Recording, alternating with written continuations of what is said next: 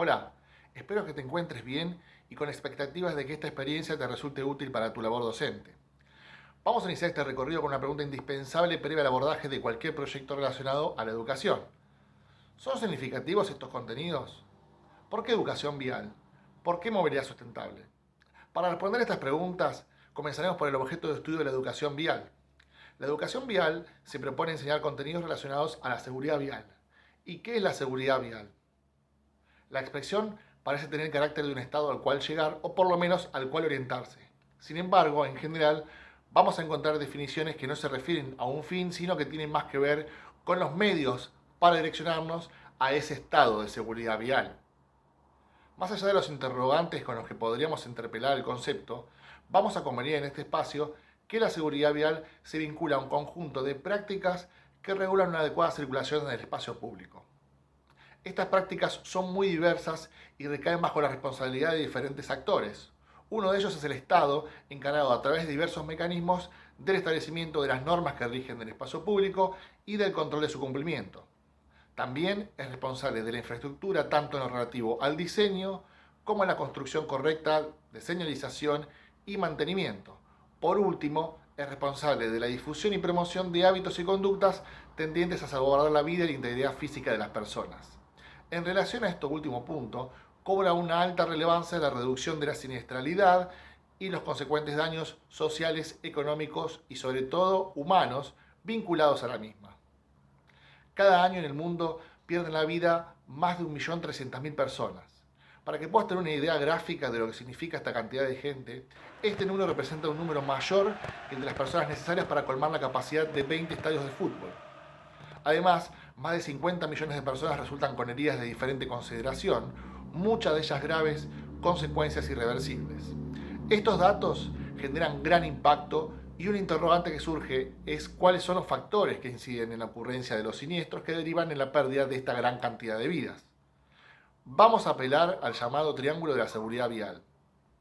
En el mismo vamos a ver que hay tres tipos de factores que intervienen en el siniestro.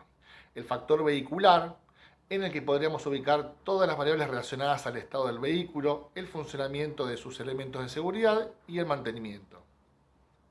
El factor ambiental, donde podemos ubicar tanto la infraestructura como el estado del clima y otros factores relacionados al contexto. El tercero es el factor humano, donde entran en juego las habilidades conductivas y la aptitud psicofísica del conductor. Ahora bien, estos tres factores no están aislados, sino que se relacionan entre sí. Incluso si nos detenemos a pensar, nos vamos a dar cuenta que uno de los factores tiene una incidencia determinante sobre los demás, el factor humano. ¿Y por qué sucede esto?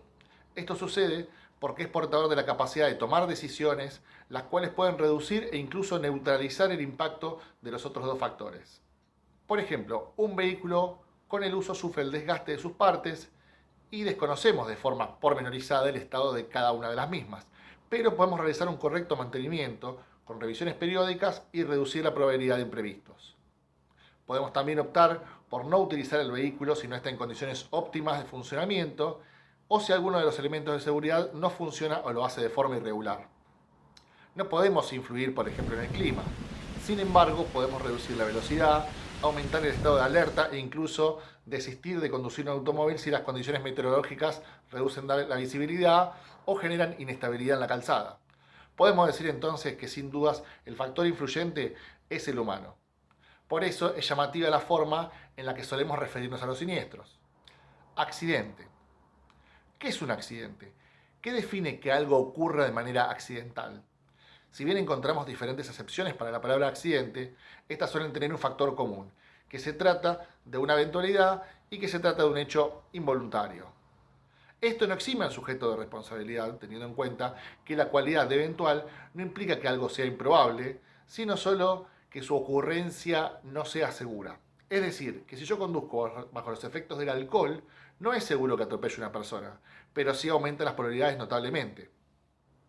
Luego, en cuanto a la cualidad de involuntario, tenemos que entender que no interviene la voluntad, la cual tiene como significado facultad de decidir y ordenar la propia conducta.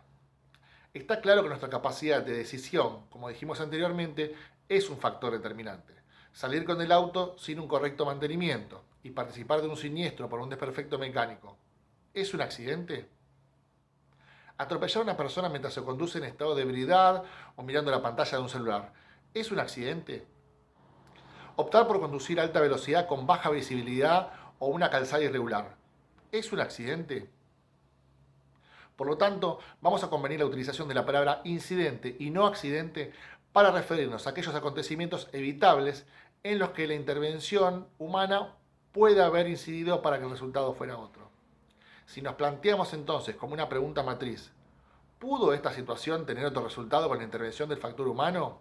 Y la respuesta es que sí, no hablaremos de un accidente, sino de un incidente. Y como tal, un evento evitable con una relación de consecuencia con alguna acción en la que intervino nuestra voluntad. A partir de lo que estamos viendo, nos daremos cuenta que 9 de cada 10 siniestros tuvo la posibilidad de evitarse con la intervención del factor humano. Teniendo en cuenta la cantidad de víctimas evitables, estamos frente a una pésima noticia. Sin embargo, también nos da una oportunidad única, una excelente noticia, y es que está en nuestras manos reducir considerablemente las pérdidas sociales, económicas y humanas que son consecuencia de los incidentes de tránsito. Para finalizar, y volviendo a la pregunta inicial sobre si los contenidos relacionados a la educación vial son imprescindibles, creemos que son muy significativos para la formación de ciudadanos en la medida en que sus saberes son requeridos cotidianamente.